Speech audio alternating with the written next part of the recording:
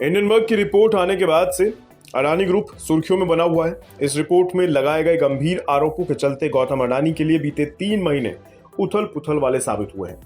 अब शेयर बाजार रेगुलेटर सेबी की ओर से अडानी ग्रुप को लेकर एक बड़ा खुलासा हुआ है। सेबी ने कहा है कि उनके पास इस बात की कोई जानकारी नहीं है कि अडानी इंटरप्राइजेस के जनवरी के आखिर में लाए गए फॉलो ऑन ऑफर को किन्हों ने सब्सक्राइब किया था।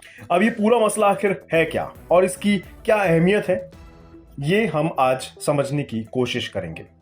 अडानी इंटरप्राइजेस के एफपीओ का किस्सा बड़ा ही दिलचस्प है। दरअसल जनवरी के आखिर में अडानी इंटरप्राइजेस ने 20,000 करोड़ रुपए का एफपीओ उतारा था। हिंडनबर्ग की रिपोर्ट 24 जनवरी 2023 को आई थी और इसके आने के साथ ही अडानी ग्रुप की कंपनियों के शेयर औंधे मुंह गिर पड़े थे। इसके बावजूद अडानी इंटरप्राइजेस ने कहा था कि एफपीओ लाने के उनके प्लान में कोई बदलाव नहीं होगा। 27 जनवरी 2023 को एफपीओ उतारा गया। इसकी आखिरी तारीख 31 जनवरी 2023 थी। मार्केट में अडानी ग्रुप को लेकर बने हुए बेहद खराब सेंटिमेंट्स के बावजूद अडानी ग्रुप अपने एफपीओ को पूरा सब्सक्राइब करने में सफल भी रहा। हालांकि इसके अगले ही दिन यानी 1 फरवरी 2023 को गौतम अडानी ने एफपीओ को वापस लेने का ऐलान भी कर दिया। उन्होंने कहा कि एफपीओ में जिन्होंने भी पैसा लगाया है वो वापस कर दिया जाएगा। इन्वेस्टर्स के हितों का हवाला देते हुए इस एफपीओ को वापस लेने का तर्क तब ग्रुप ने दे दिया था।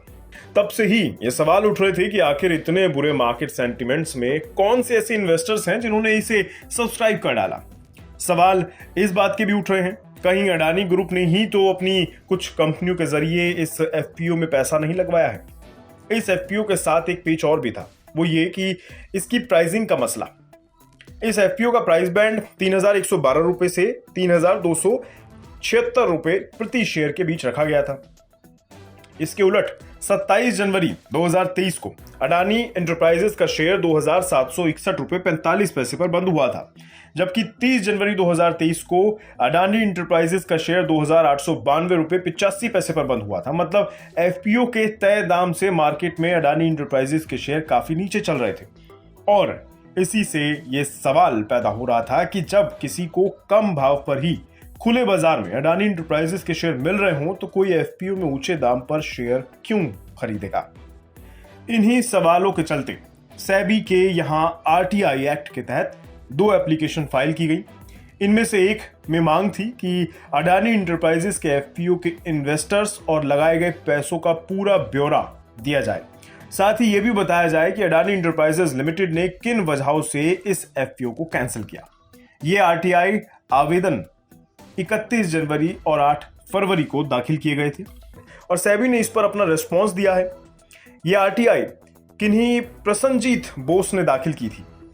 बोस ने एपीलेट अथॉरिटी के यहां अपील की थी और कहा था कि चीफ पब्लिक इंफॉर्मेशन ऑफिसर ने मांगी गई जानकारी देने से इनकार कर दिया है।